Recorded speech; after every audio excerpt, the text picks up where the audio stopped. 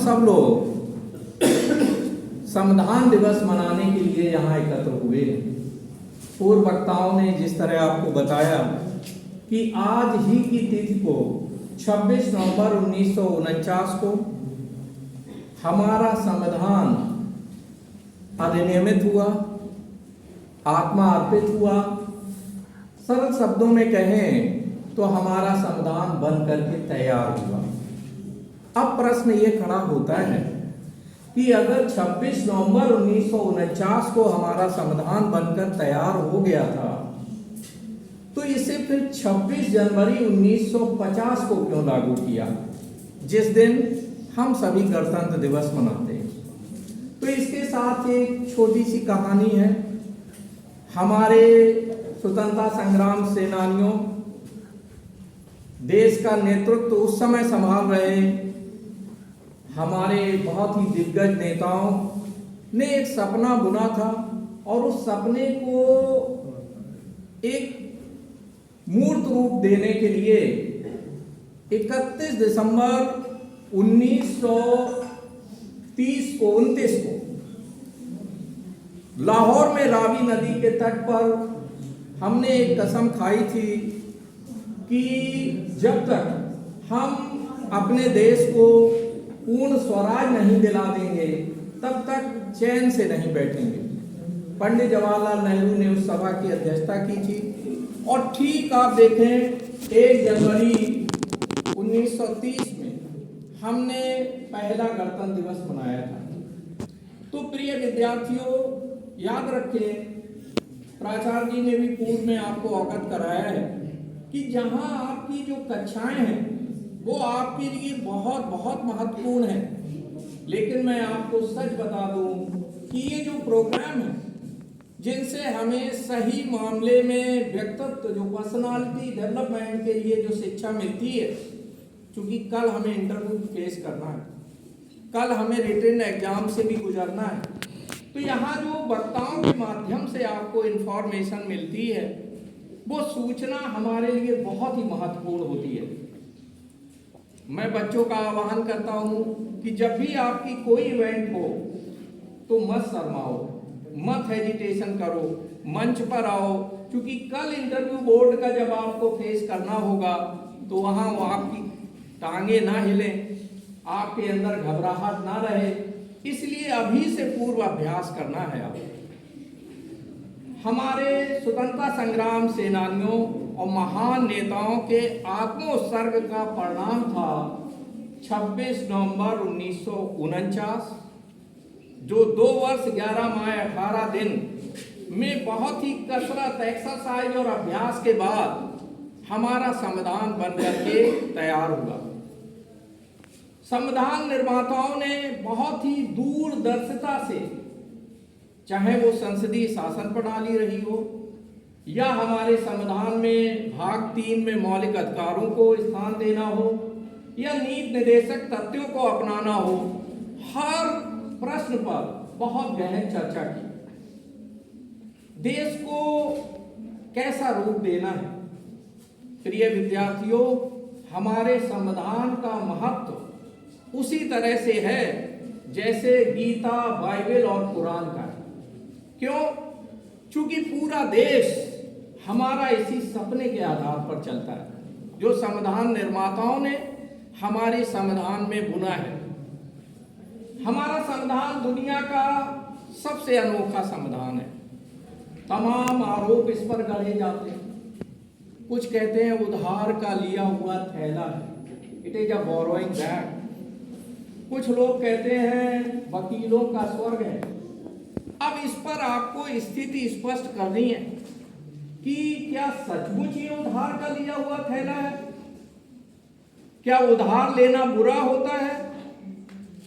प्रिय विद्यार्थियों, हर व्यक्ति, हर समाज, हर देश किसी न किसी से उधार लेता है। कोई भी मौलिकता की गारंटी नहीं दे सकता। अगर हम अमेरिका के संविधान को देखें, हम ब्रिटेन के संविधान को देखें, सभी ने कहीं ना कहीं से उधार लिया हुआ है। उधार लेने में ये देखना बहुत जरूरी होता है कि क्या हमने जो उधार लिया है वो सार्थक है, मीनिंगफुल है, देश काल की परिस्थितियों के अनुसार है।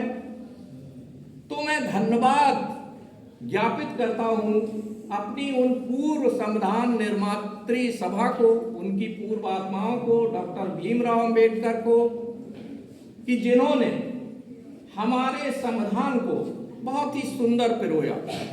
दुनिया के जितने भी संविधान हैं, Britain, America, Ireland, Australia, France, वहाँ जो बहुत सुंदर सुंदर विशेषताएं थी और वो हमारे देश काल के अनुकूल थी, उनको हमने अपने संविधान में स्थान दिया है। एक आलोचना की जाती है वकीलों का स्वर्ग है, चूंकि बहुत क्रिटिकल है, दुनिया का सबसे विशाल संविधान है। विद्यार्थियों, एक क्वेश्चन आता है कि दुनिया का सबसे विशाल संविधान कहाँ का है? आपका है। इंटरव्यू बोर्ड में पूछा जाएगा विशाल क्यों है, जवाब देना पड़ेगा। विशाल इसलिए है कि संविधान निर्माताओं ने संविधान में कोशिश ये की कि कोई भी ऐसी बात छोड़ी ना जाए जो भविष्य में जो नीति नियंता है उसका दुरुपयोग करे। दूसरा, अमेरिका की अगर हम संविधान की ओर देखते हैं तो वहां संघ का संविधान अलग है, प्रांतों का संविधान अलग है। हमारे यहाँ संघ के संविधान के साथ साथ प्रांतों के संविधान को भी इसी संविधान में, मूल संविधान में समाहित कर दिया गया है। इसलिए यह दुनिया का सबसे विशाल संविधान है। आपके लिए मौलिक अधिकारों की गारंटी दी गई है। नीति निर्देशक तत्व भी एक प्रकार के मौलिक अधिकार हैं, क्योंकि उस समय परिस्थितियां इस तरह की नहीं थी, देश की अर्थव्यवस्था बहुत ही जर्जर थी। हम कील और छोटी छोटी सुई जैसी चीजों को आयात कर रहे थे विदेशों से। तो ऐसे में संविधान निर्माताओं ने यह तय किया कि भविष्य में वे मौलिक अधिकार जिन्हें हम नीति निर्देशक तत्वों में स्थान दे रहे हैं, भविष्य के नीति नियंता और जो लोग सरकार में आएंगे वो ये सुनिश्चित करेंगे कि नीति निर्देशक तत्वों में जो प्रावधान हैं, जो कि हमारे देश में आर्थिक लोकतंत्र की स्थापना करते हैं, लोक कल्याणकारी राज्य की स्थापना करते हैं, उनको जरूर जो है क्रियान्वयन करेंगे। प्रिय विद्यार्थियों, हमें जिस तरह गीता, पुराण, कुरान, वेद का ज्ञान होना चाहिए, आज आपके लिए बहुत ही जरूरी है कि हमें अपने संविधान का ज्ञान होना चाहिए। याद रखो, भविष्य का भारत आपके कंधों पर है। अगर हम अपने संविधान को नहीं समझेंगे तो ऐसे गुमराह लोग जो संविधान की आत्मा को आए दिन जो है धक्का पहुंचा रहे हैं, वो संविधान को गर्क में डाल देंगे। सुंदर संविधान, दुनिया का सर्वोत्तम संविधान, दुनिया का सबसे विशाल संविधान, वकीलों का स्वर्ग कहा जाता है। क्यों कहा जाता है? क्योंकि इसमें जो भी इसके निर्माण में शामिल थे, जो मैन योगदान जिन लोगों का था, वो चाहे डॉक्टर भीमराव अंबेडकर रहे हों, पंडित जवाहरलाल नेहरू रहे हों, सरदार वल्लभ भाई पटेल रहे हों, डॉक्टर राजेंद्र प्रसाद रहे हों, जो यानी मूल फिगर थे संविधान के निर्माण में, वो सब के सब बैरिस्टर थे। अब प्रश्न ये उठता है कि संविधान जैसी कानूनी प्रलेख को तैयार करने में कोई मजदूर और किसान जिसे कानून जैसी जटिल चीज की जानकारी नहीं, तो वो तो संविधान बनाएगा नहीं। तो जाहिर है जो कानून के जानकार हैं, उन लोगों ने इस संविधान के निर्माण में अपनी महती भूमिका का निर्वाह किया। प्रिय विद्यार्थियों, आपके प्रत्येक कंपटीशन में जहां भी सामान्य ज्ञान सम्मान अध्ययन होगा, हर कंपटीशन में आपके 15 से 20 क्वेश्चन संविधान से आते हैं।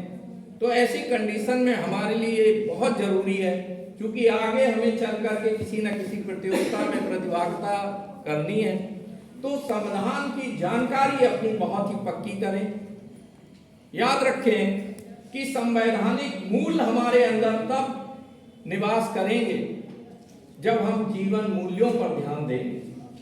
प्रिय विद्यार्थियों, जो अभी हमारे प्रोफेसर यश कुमार ने आपको प्रस्तावना की शपथ भी दिलाई, प्रस्तावना में एक एक शब्द अमृत तुल्य है, लोकतंत्र का आधार है। समानता, स्वतंत्रता, भाईचारा, न्याय, सामाजिक आर्थिक न्याय, सामाजिक आर्थिक समानता, राजनीतिक समानता। याद रखें, जो फ्रांस की क्रांति हुई, पहली बार समानता, स्वतंत्रता, भाईचारा, ये नारे वहां से निकल के आए और बाद की क्रांतियों ने भी इसे बलवती किया। तो विद्यार्थियों याद रखें कि ये जो हमारा लोकतंत्र है, लोकतंत्र का आधार है समानता, स्वतंत्रता, भाईचारा और न्याय। अब हमें यह सुनिश्चित करना है कि क्या वास्तव में हमारे देश में समानता का पोषण पल्लवन हो रहा है। स्वतंत्रता, चाहे वो आर्थिक हो, सामाजिक हो, धार्मिक हो, कहीं उस पर कुठाराघात तो नहीं किया जा रहा है। वहीं साथ ही साथ हमें देखना है कि समानता का हमें प्रस्ताव देना है कि गरीब और अमीर के बीच में ज्यादा खाई ना हो। हम देखते हैं कि देश की जो टोटल संपत्ति है उसका 40 से 50% भाग चंद परिवारों के पास है। वहीं हम देखते हैं कि गरीब जनता, गरीब और अमीर के बीच की जो खाई है वो निरंतर बढ़ती जा रही है। तो ऐसे में हमें देखना होगा, कौन देखेगा? We the people of India, हम भारत के लोग। याद रखें, जिन्होंने आपको संसद तक पहुंचा दिया है, विधानसभा तक पहुंचा दिया है, अगर आप चौकीदारी नहीं करेंगे, आप संविधान की मूल भावना को नहीं पढ़ेंगे, तो याद रखें ये नेकी के सारे चलन छोड़ देंगे, ये नेता किसी दिन वतन भेज देंगे, ये नेता किसी दिन वतन भेज देंगे। विद्यार्थियों, हम सबकी गारंटी है, हम सबको ये सुनिश्चित करना है कि हमारे स्वतंत्रता संग्राम सेनानियों ने जो सपना बुना था, भगत सिंह आपके सुंदर सपनों को अपने दिल में समाये हुए फांसी के फंदे पर हंसते हंसते झूम गए थे, भूल गए थे। किस लिए? कि देश में लोकतंत्र की, आर्थिक लोकतंत्र की, सामाजिक लोकतंत्र की धारा बहे। मुझे याद है भगत सिंह जब उनको फांसी की सजा सुना दी जा रही है और वो जेल में रह रहे हैं, तो उस समय उनकी चंद लाइनें मुझे याद हैं। उन्होंने एक शेर लिखा था कि एक फूंक सी दिल में उठती है, एक दर्द जिगर में जगता है, हम रात को उठकर रोते हैं जब सारा आलम सोता है, जब सारा आलम सोता है। ये विद्यार्थियों, ये जो हमारा संविधान है, ये महान क्रांतिकारियों के बलिदान का परिणाम है, महान नेताओं के दूरदर्शिता और उनके आप के कल्याण को दृष्टि में रखकर चिंतन का परिणाम है। आप संविधान को जरूर पढ़ें, जिस तरह हम गीता, कुरान और अन्य ग्रंथों को पढ़ते हैं। क्योंकि याद रखना, और याद रखें, मैं अपने विद्यार्थियों का आह्वान करता हूं, क्यों 30,000 की जॉब के लिए आप तैयारी करते हो?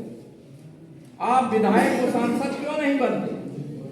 जब संविधान ने आपको राजनीतिक स्वतंत्रता प्रदान कर रखी है, तो ऐसे लोगों के हवाले क्यों देश को किया जा रहा है जिन्हें संविधान की आत्मा, उसकी मूल भावना से कुछ लेना देना नहीं?